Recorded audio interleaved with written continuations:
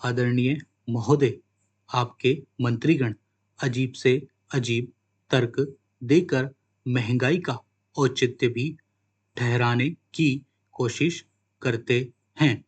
कभी आपके एक मंत्री कहते हैं कि गरीबों ने ज्यादा खाना खाना शुरू कर दिया है, इसलिए महंगाई बढ़ गई है।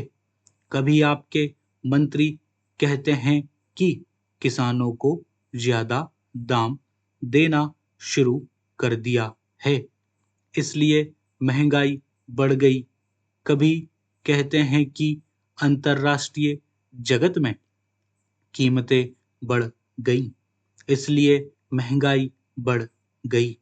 और हालिया बयान कृषि राज्य मंत्री श्री चरणदास महंत का सुना मैंने।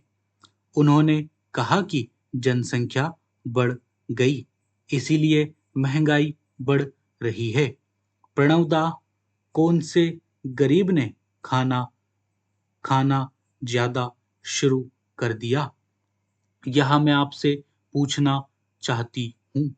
आपको मालूम है कि एक समय था जब गरीब आटे में नमक डालकर रोटी बना लेता था, उसके ऊपर प्याज और मिर्च रखकर रोटी खा लेता था, लेकिन भरपेट खाता था। दोनों समय रोटी नमक, प्याज और मिर्च के साथ मिलती थी उसे। आपके इस राज ने तो रोटी, प्याज और नमक का वह निवाला भी छीन लिया है।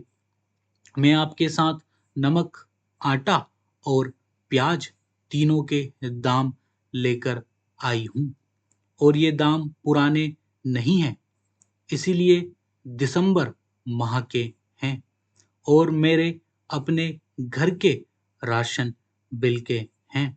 मेरा राशन किसी बड़ी दुकान से नहीं आता प्रणवदा, केंद्रीय भंडार से आता है, जहां दाम नियंत्रित होते हैं।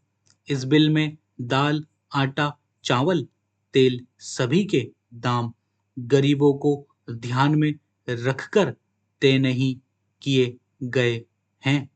आप गरीबों को खाने में क्या बात करेंगे? आपने गरीबों के मानक ही बदल दिए हैं।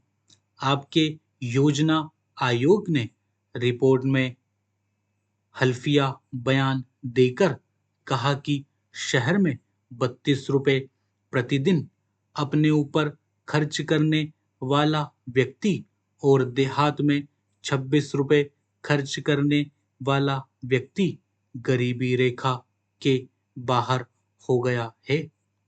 यह हल्फिया बयान है, एफिडेविट है मोंटेक सिंह आहलूवालिया जी का, जो योजना आयोग के उपाध्यक्ष हैं।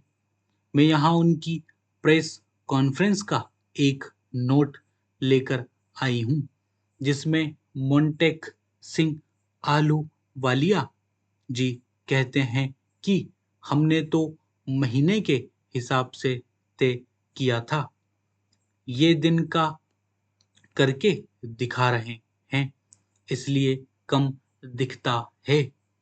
32 रुपए प्रतिदिन के शहर में और 26 रुपए प्रतिदिन के देहात में अगर कोई अपने पर खर्च करता है, तो आप यह समझते हैं कि वह गरीबी रेखा से बाहर है।